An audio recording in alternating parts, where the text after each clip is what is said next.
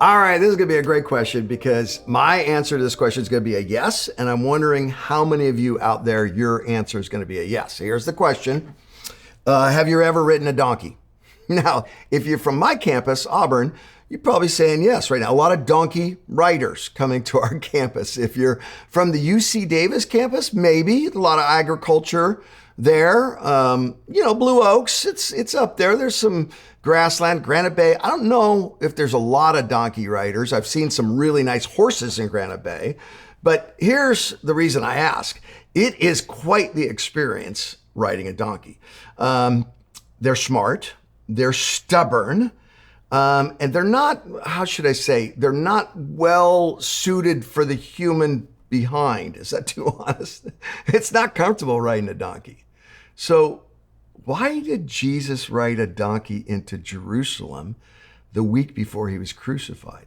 This is a great question to ask right around Palm Sunday, because there's a very deliberate answer to this question. And once you know the answer, it makes the whole week of everything Jesus did leading up to the crucifixion even more profound. It makes the Bible come alive. And here's the story. I'm just going to read it, and I'm going to tell you why he actually chose not just a donkey, but a young donkey, a colt of a donkey.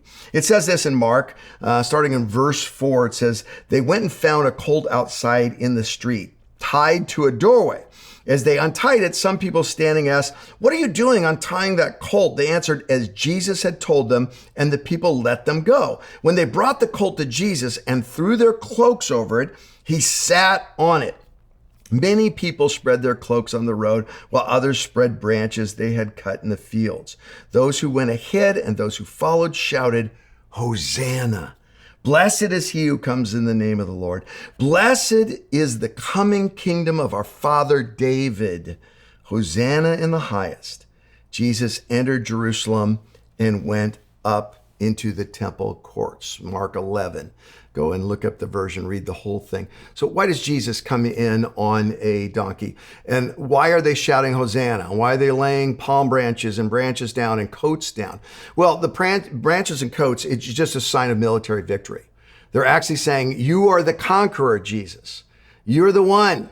And you're like our father David. Did you notice that? You're going to be the king that kicks the Romans out of Jerusalem and renews the Jewish state.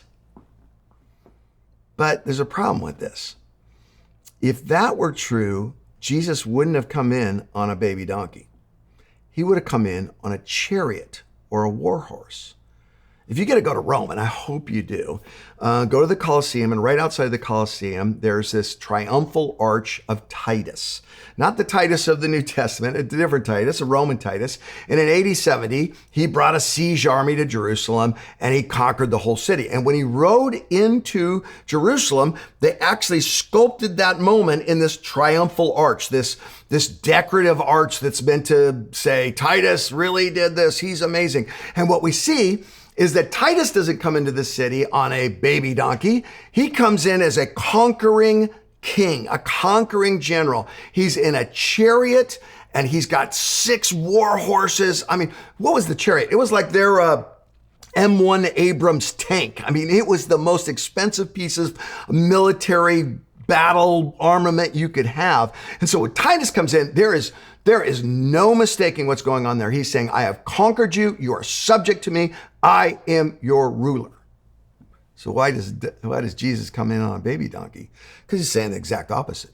First of all, he's fulfilling a prophecy in Zechariah. But even that prophecy, it's deeper than just checking the box off. He's saying, I'm not coming to conquer. I'm coming to let myself be conquered for you.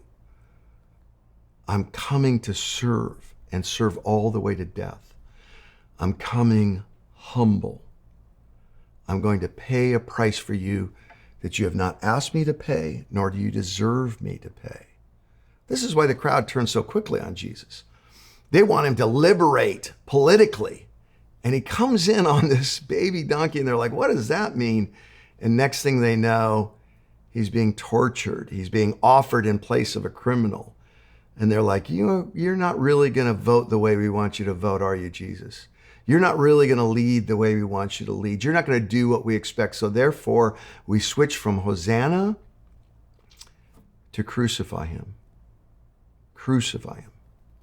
My friends, why is it that this is so important? It's because in light of the sacrifice that Jesus has made for you and I, we should all get on our baby donkey. We should walk this life in great and profound gratitude and humility. We should see what Jesus did for us that week, and it should affect us deeply. Paul says it this way in Corinthians. He says that grace had an impact on me that made me work for the gospel harder than anyone. I pray for you that this week, especially this week, the giving, serving, loving grace of Jesus Christ would have an impact on you that would change your life for eternity.